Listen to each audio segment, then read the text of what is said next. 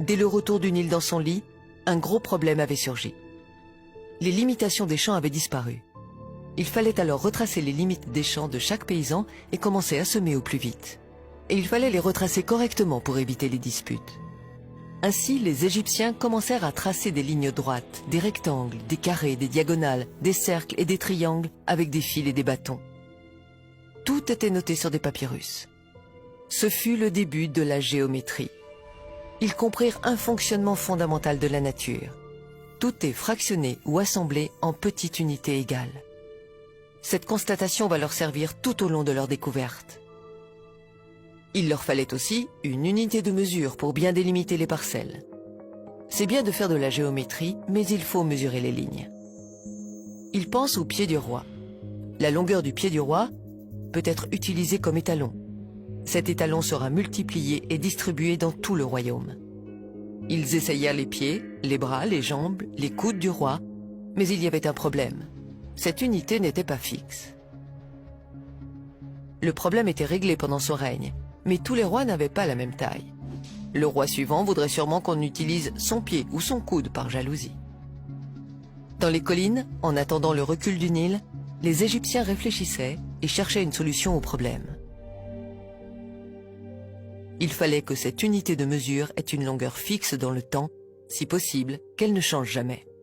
Ils observèrent la taille de différents végétaux, celle des fruits, des graines, tout objet y passa. Mais tous ces objets n'avaient pas de taille fixe. Par exemple, si on arrosait bien une graine, l'année suivante, sa taille changeait. Et sur des longues distances, la différence devenait vite importante. Tout d'un coup, ils ont eu l'idée de mesurer l'eau. Oui, l'eau douce du Nil. Ils mesurèrent une goutte et ensuite une autre. Elles avaient toutes la même taille. Du bas Nil jusqu'au haut Nil, les gouttes avaient la même taille. Ils remarquèrent que la taille de la goutte d'eau ne changeait pas année après année. C'est génial. Les Égyptiens ont trouvé l'unité unique. Le diamètre de la goutte d'eau sur une surface imperméable, comme du granit ou de l'alabastre, est constant. Il mesure 1 centimètre. Aujourd'hui, une vidéo incroyable dans laquelle vous allez plonger au cœur de la première étape du projet Serapeum. Oula.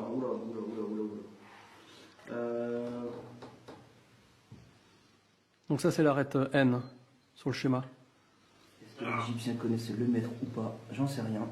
En plus t'as vérifié la mesure, hein, tu l'as mesuré 2 fois. Je double toutes les mesures à chaque fois. Ouais, ok. Donc là, on est 1 sur mètre. 1,000 mètre.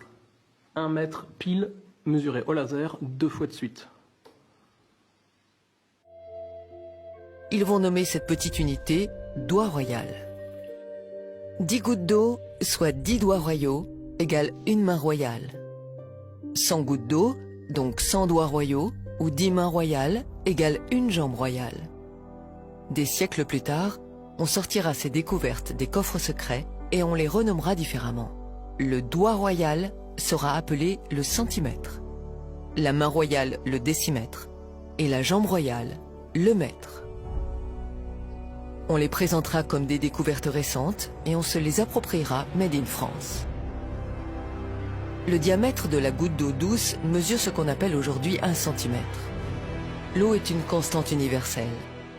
La taille de la goutte d'eau douce ne changera jamais pendant des milliers et des millions d'années.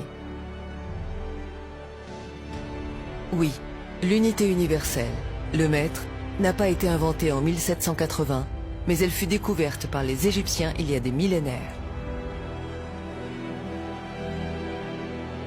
Le mètre est une unité universelle parce qu'elle est mesurée sur l'eau. L'eau est la seule matière qui soit stable. Tous les autres matériaux ou objets sont difficiles à mesurer ou alors ils varient dans le temps. L'architecture de l'univers entier est construite sur cette unité. Sur le mètre, cette unité immuable, ont été définies les 6 unités fondamentales de la physique et de la chimie d'aujourd'hui.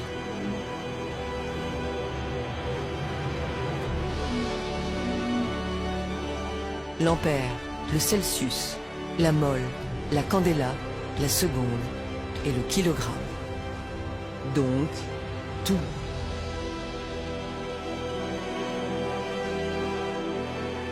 Maintenant que les Égyptiens ont découvert le mètre, ils peuvent tracer les parcelles sans problème. Avec le mètre, ils vont tout mesurer et tout noter.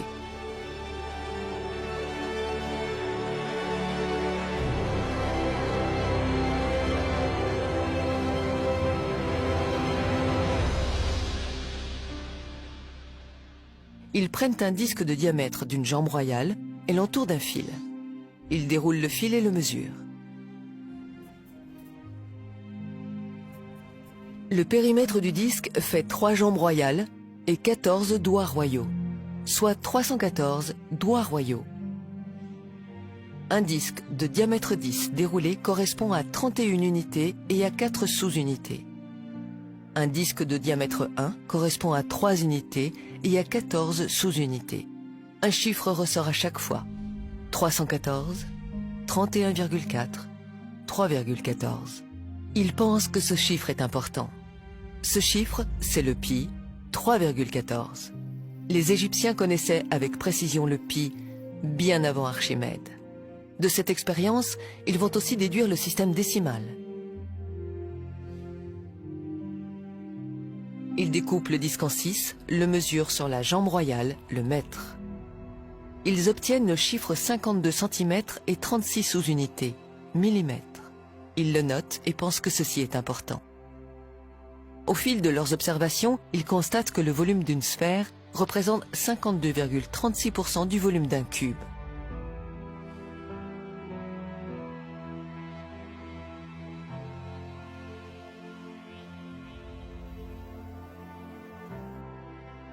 À chaque fois que le volume du cube et de la sphère augmente proportionnellement, ce chiffre ne varie pas. Ils viennent de découvrir l'une des constantes universelles les plus importantes gardées secrètes, le 52,36. Par 2 fois, dans les volumes et dans les formes, ce chiffre est partout. Ils ont conclu que ce chiffre est sacré. Les Égyptiens avaient découvert le chiffre 52,36, qui est une constante universelle comme le pi et le phi. Le 52,36 est une constante universelle importante, plus que le pi et le nombre d'or, puisqu'elle relie l'espace en 2D avec celui de la 3D. Maintenant, comment utiliser ce chiffre unique? Ils posèrent un bâton sur la jambe royale, le mètre, qui est divisé en 100 unités. Ils coupèrent le bâton pour qu'il fasse 52 doigts royaux et 36 sous-unités. La coudée royale était née. La coudée royale vaut 52,36 gouttes d'eau, c'est-à-dire 52,36 cm. À partir de ce moment-là, toute l'Égypte aura pour étalon une constante universelle, la constante royale. La coudée royale égyptienne, telle qu'elle est présentée dans les musées, 28 doigts ou 7 paumes, est incompréhensible. Elle est déguisée de façon à ce que le peuple ne comprenne pas l'origine de cette coudée. Peu importe qui a déguisé la coudée, mais quand on la pose sur un mètre, elle affiche 52 cm et 36 mm. Elle devient une constante universelle, elle prend tout son sens. Ils inventent une autre mesure, la moitié du mètre moins 5 mm, appelée la coudée royale babylonienne. Ils utiliseront ces 2 étalons, et le mètre restera caché. C'est pour cette raison que l'on retrouve partout le mètre dans la grande pyramide, puisque la coudée royale est graduée sur le mètre. Toute autre unité, le yard, le pouce, le mille marin, le pica, le pied, sont tous étalonnés arbitrairement ou gradués sur le mètre. Il n'y a rien d'universel ou d'invariable dans la nature qui mesure 1 pouce, 1 yard ou 1 mille.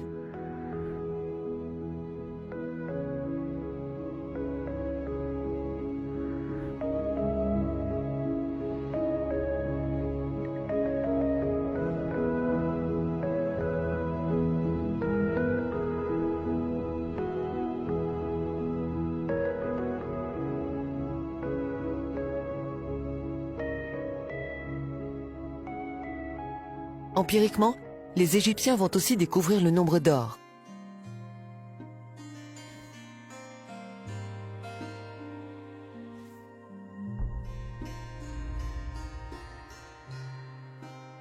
Ils raisonnent ainsi.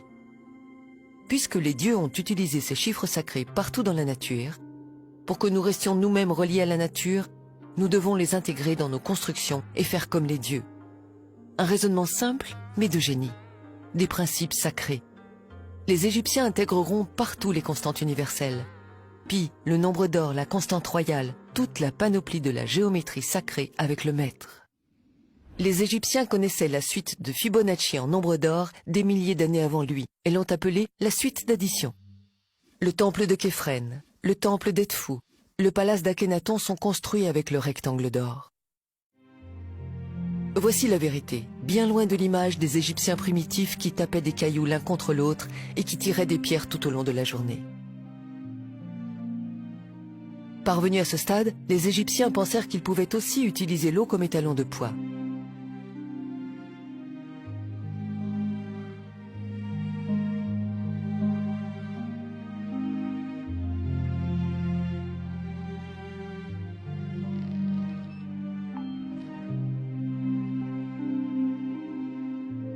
Ils posèrent un récipient de 10 doigts royaux rempli d'eau, puis lui assignèrent un poids sur la balance. Vous savez combien ça fait?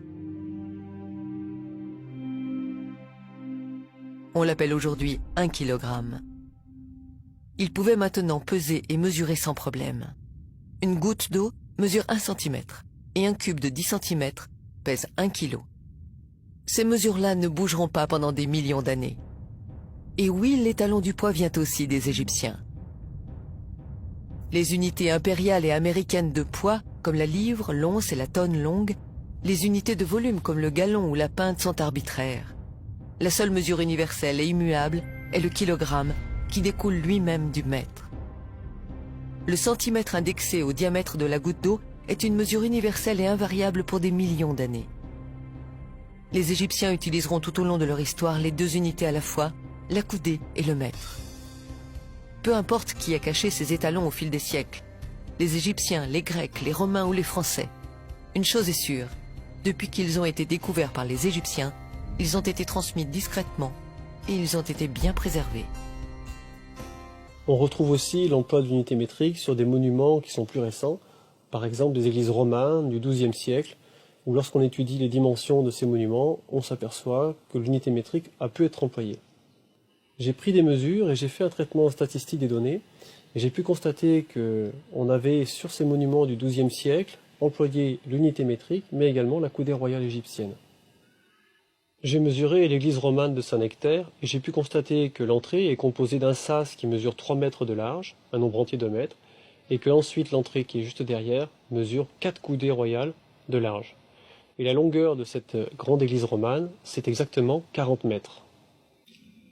Sur l'église de Conques, il y a sur un des murs une pierre totalement différente des autres. C'est une pierre qui est beaucoup plus grosse et qu'on remarque tout de suite en arrivant.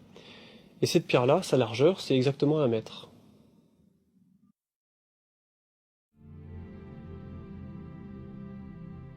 La chambre du roi, elle, sera construite avec la dimension de 10 coudées par 20 et 11,18 coudées de hauteur.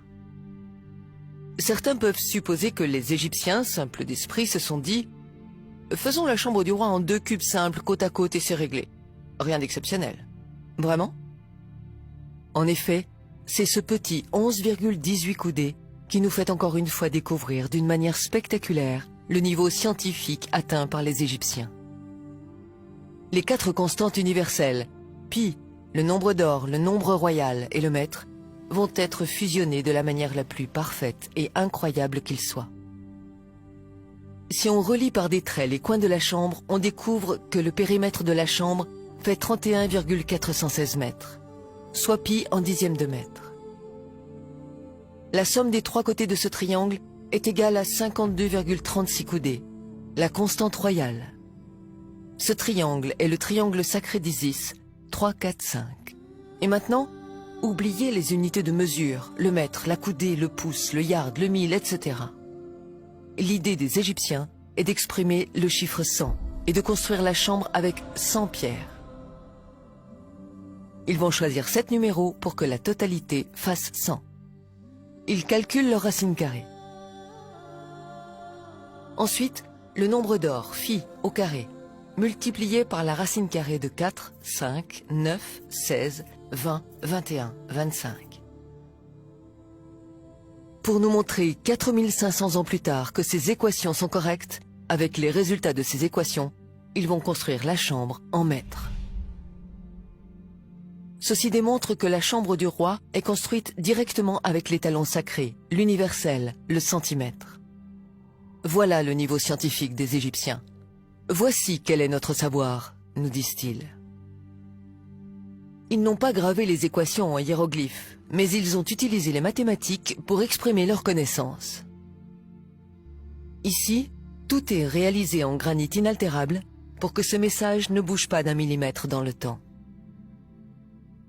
Ce message, cette prouesse scientifique, enveloppera l'âme du dirigeant de cette grande civilisation, nommé Khéops.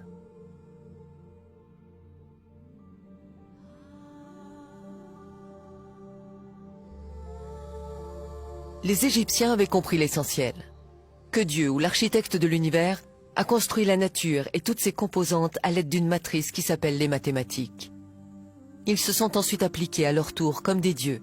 Ils ont intégré les mathématiques partout, ce qui les a profondément connectés à la nature.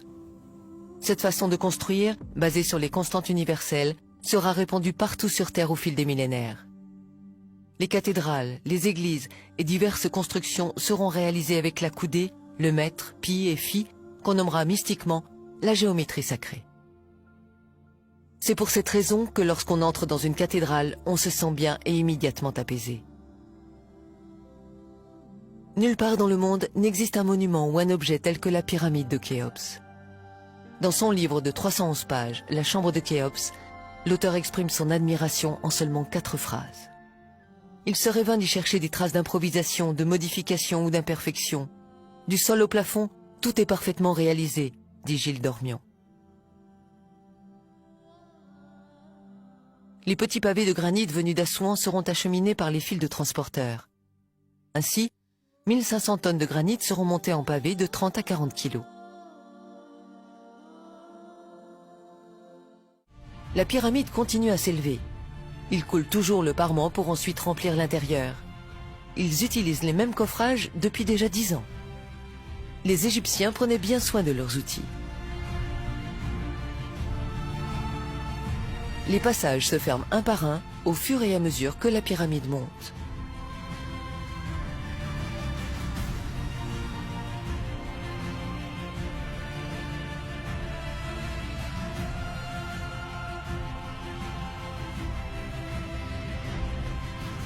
À 140 mètres de haut, les équipes de l'Est et de l'Ouest arrêtent l'avancée et entament la descente. Ils posent le parement apotème en descendant. Seules les équipes du Sud et du Nord continuent jusqu'à la fin.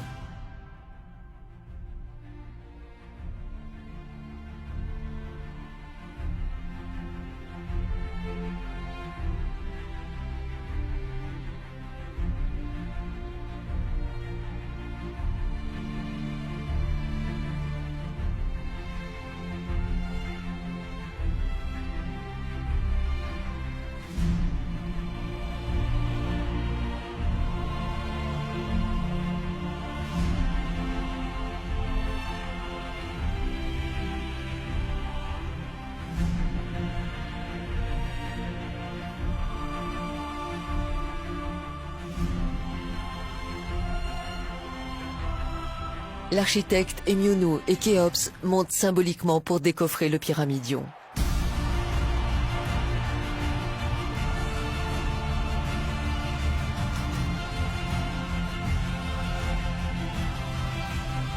Le pyramidion est sorti. La foule hurle de joie. 20 années de dur labeur pour leur roi s'achèvent.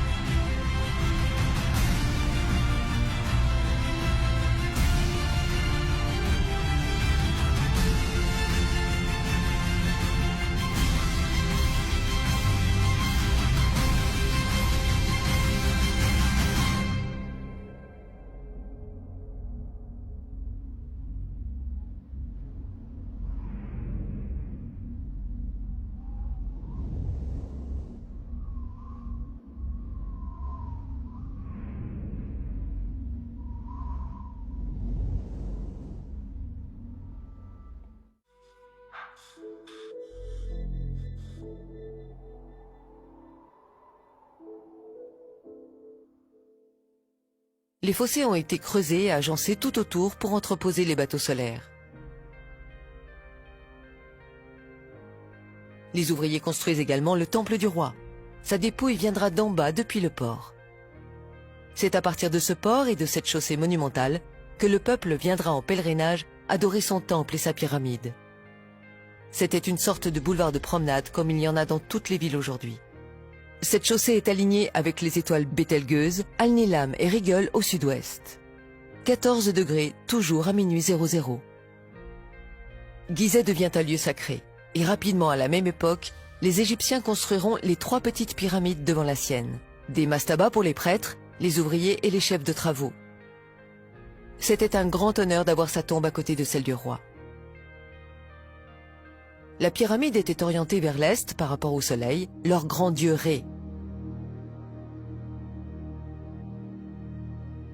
L'orientation vers l'est indique automatiquement le nord, le sud et l'ouest avec la même précision. En effet, les Égyptiens ne se préoccupaient pas du tout du nord. Il n'y avait rien au nord, à part des peuples primitifs. Le sud était sacré à leurs yeux, car c'était de là qu'ils venaient, là qu'étaient leurs racines. C'est pour cette raison que les villes seront ensuite bâties en remontant le Nil afin de se rapprocher de leurs origines. Le roi est mort. Une grande cérémonie va se dérouler devant tout le peuple. Le corps du roi arrive depuis le port.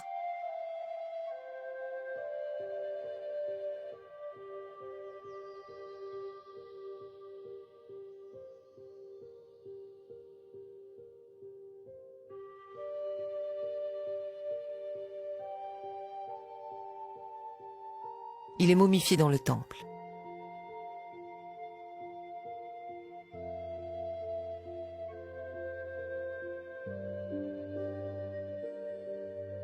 Le corps du roi est descendu dans la chambre souterraine afin de symboliser la procréation dans le ventre.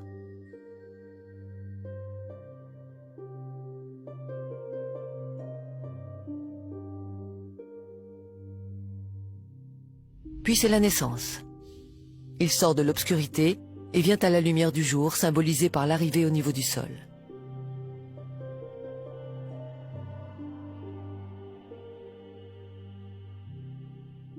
Il grandit et devient roi. Il a régné avec justice et droiture.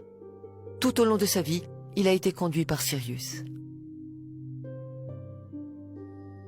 Le roi commence à vieillir. La grande galerie symbolise son œuvre, le pays qu'il a dirigé de son vivant. Le chemin de retour symbolise la vieillesse. C'est le dernier chemin. Une sorte de passion du Christ. Une cérémonie dirigée par les prêtres accompagne le rite. Les prêtres tirent la dépouille à l'aide des cordes pour son ultime ascension à partir des herses de granit. Le granit, symbolique sacré. La dépouille du roi arrive dans sa dernière demeure, là où son âme va partir pour l'éternité. Le corps restera là, jusqu'à l'arrivée de Ré, le 14 juillet prochain. Son corps était posé dans le sarcophage et son bateau était enterré devant sa pyramide. En attendant Ré, afin de combattre les ténèbres, l'âme du roi sortait la nuit grâce au conduit. Ainsi son âme pouvait naviguer dans les cieux.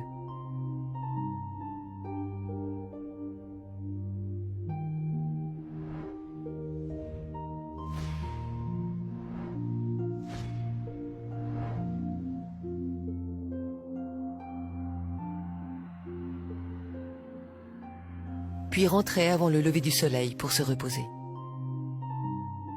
La chambre souterraine et la chambre médiane sont parfaitement centrées dans l'axe de la pyramide, sauf celle du roi.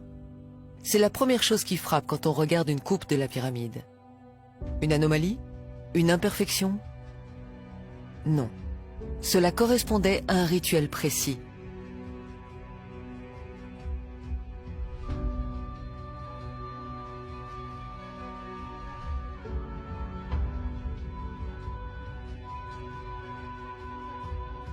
La position du soleil était exactement face au sarcophage du roi. Le roi attendait Ré dans sa chambre.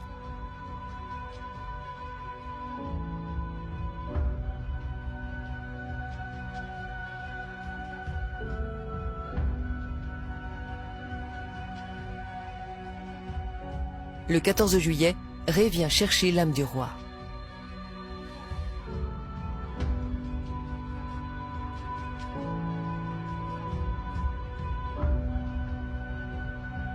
Ils partent ensemble pour l'éternité.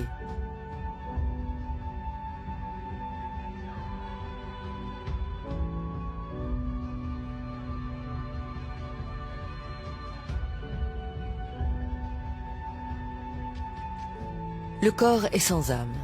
La dépouille sera enterrée dans un lieu secret. La pyramide peut maintenant se fermer. Cette pyramide et sa symbolique va rester fermée pour l'éternité dans son intimité. En sortant avec la dépouille, les ouvriers referment la chambre avec les blocs de granit prévus à cet effet.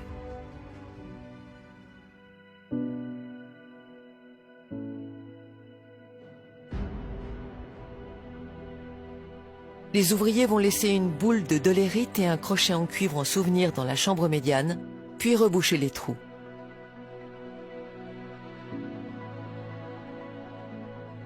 Ils déplacent les 3 bouchons de granit pour fermer l'entrée et rebouchent l'emplacement.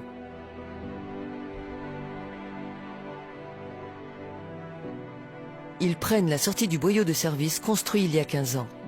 Ils descendent au niveau de la grotte et posent le bloc de granit derrière eux.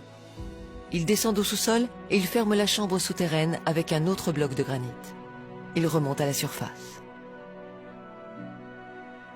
À l'extérieur, ils posent le parement sur leur chemin et scellent l'entrée.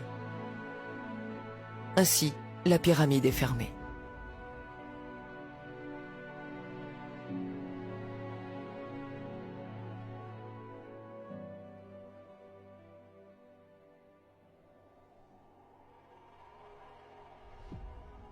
En bouchant les entrées avec des pierres de granit, les Égyptiens ont pensé que la pyramide serait inviolable. Ils n'avaient pas imaginé que des siècles plus tard, l'homme découvrirait le fer, la dynamite, les explosifs.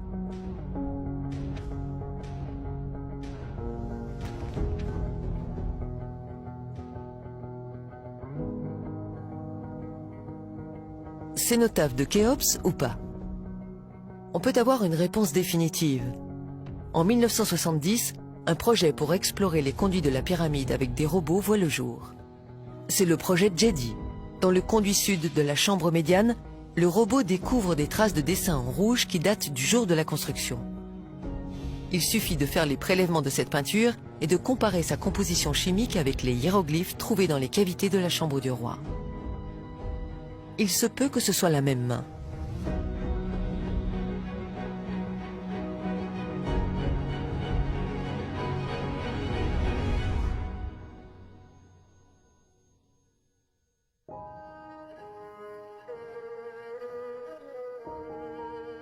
Le plus grand architecte de l'histoire de l'humanité est Emionu, celui qui a conçu la pyramide de Khéops, avec moins de 1% d'erreur.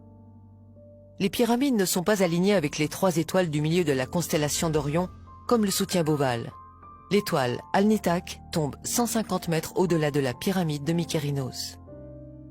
150 mètres d'erreur, c'est énorme et invraisemblable comparé à la précision de 1 cm de l'alignement des pyramides. Les 3 pyramides sont alignées sur les étoiles Beltégeuse, Alnilam et Rigel. La corrélation est parfaite. On perçoit une forme d'égocentrisme chez Képhren qui voulait dépasser son père. Il construira sa pyramide aussi grande que celle de son père. Il la positionnera pour qu'elle corresponde avec le cœur de l'Orion, l'étoile Alnilam, obligeant ainsi son fils Mykérinos à s'aligner avec la Rigel. Képhren construira également la grande chaussée alignée avec le lever nocturne d'Alnilam. Mais qui est le Sphinx? Képhren ou un autre roi? Une tête de lion qui aurait été retravaillée pour être transformée en tête de pharaon? Peu importe. La question est, à quoi ressemble la tête du Sphinx? Avec un logiciel de reconstitution de visage 3D, voici le visage du Sphinx reconstitué correctement pour la première fois.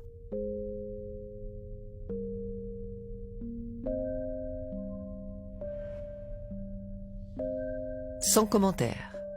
Puisqu'ils étaient noirs, il est logique de faire une sculpture à leur image. Comme un peintre qui peint son dieu à son image, les Égyptiens ont fait le Sphinx à leur image. On imagine mal des Égyptiens blancs réaliser une sculpture de leur dieu ou de leur roi avec un profil nègre.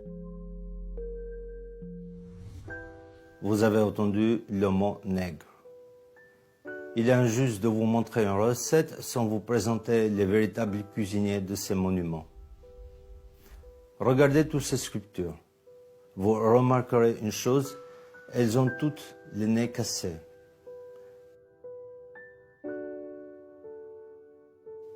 Si on observe les statues et les fresques, la ressemblance est frappante.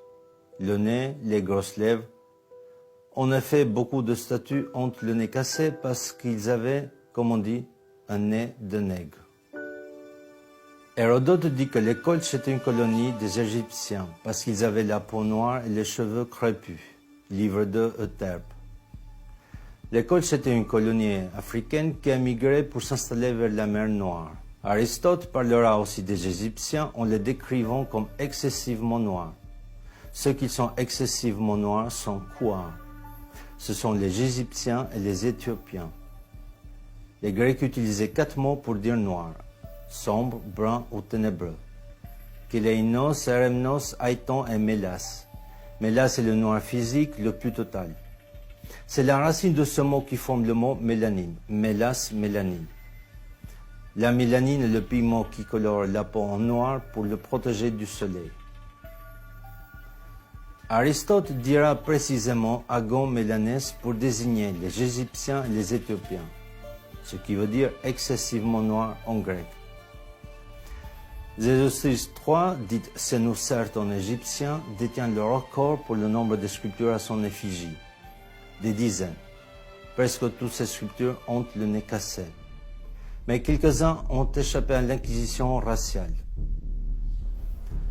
Le professeur sénégalais Diop a demandé au musée de Caire de faire 3 prélèvements d'1 mm² sur des momies de Ramsès II, de Séti Ier et de Thoutmôsis III, exposées au musée de Caire. Une fois les prélèvements analysés, ils révéleront le taux de la mélanine. Plus le taux de la mélanine est élevé, plus la peau est noire. Que je mets à la disposition des participants du colloque pour qu'on les observe au microscope. Et nous pouvons absolument voir le taux de mélanine sous la peau des anciens Égyptiens. Il en reste suffisamment malgré la destruction partielle de l'épiderme. Dans la région qui sépare le derme et l'épiderme, il y a des inclusions des bases des cellules des mélanocytes en quantité suffisante pour révéler un taux de mélanine absolument absent chez les races leucodermes. Et j'ai voulu dès l'an dernier appliquer cette étude aux momies royales de Ramsès II, de Séti Ier et de Thoutmôsis III. Depuis un an, j'écris au conservateur du musée du Caire, car il ne me faut pas plus d'1 mm², 1 mm² de peau, mais prise toujours dans la même région, et je n'ai pas eu ces échantillons, je le regrette. Par conséquent, c'est une étude très facile, accessible, qu'on peut faire. Voici les lames, ce sont des préparations. Il suffit de les mettre sous l'objectif d'un microscope pour voir le taux de mélanine. Alors, sur la base donc de mes propres investigations, que sont celles-ci, et jusqu'à ce que d'autres investigations... Le musée n'a toujours pas répondu depuis 35 ans. Les Égyptiens s'appelaient les Kémites et l'Égypte s'appelait Kemet, le pays du noir. Non, ce n'est pas la couleur noire du limon, du Nil qui est évoquée, comme certains archéologues le prétendent, mais bien la couleur de la peau de la population qui vivait là. Quand on parle du pays des Blancs, on ne fait pas allusion à la couleur de la neige des Alpes. Finissons avec les rumeurs, si Howard Carter a falsifié le masque d'or de Toutankhamon et reproduit des faux reliques. Observez le masque de Toutankhamon et le visage de cette Africaine. Je vois mal Carter, l'Européen, réaliser ce masque typé africain. Il est midi, la température est au taquet, c'est-à-dire qu'il fait à peu près 45-46 degrés. Il n'y a absolument pas d'ombre, vu que c'est une carrière et qu'il n'y a aucun bâtiment et qu'on ne peut absolument pas s'abriter. Autant vous dire que je ne veux pas rester ici 3h30. Bon, donc là il commence à faire un peu chaud. On se trouve derrière la pyramide de Mykérinos.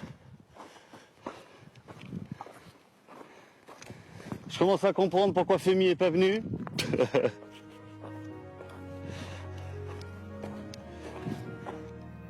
En Égypte, pendant les mois d'été, période pendant laquelle les pyramides étaient construites, les températures atteignaient 45 degrés et plus.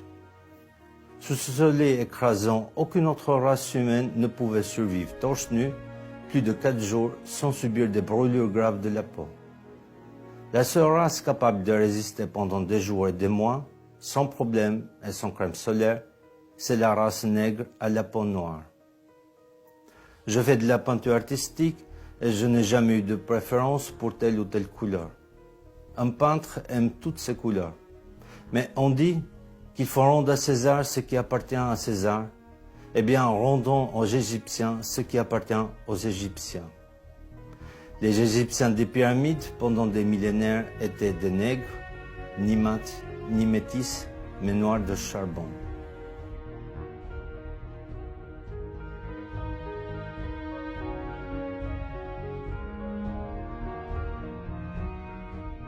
Les Égyptiens ont mémorisé et imprimé leur négritude dans le granit et dans le quartz pour l'éternité. Que doit-on faire? Les détruire pour effacer cette époque de l'humanité? Les cacher? Parler? Ne pas parler? Posez-vous ces questions. Tous ceux qui visitaient l'Égypte repartaient éblouis par le pays des Lumières. Au fil des siècles, le savoir d'Imhotep et des Égyptiens s'échappera et se propagera à travers le monde entier.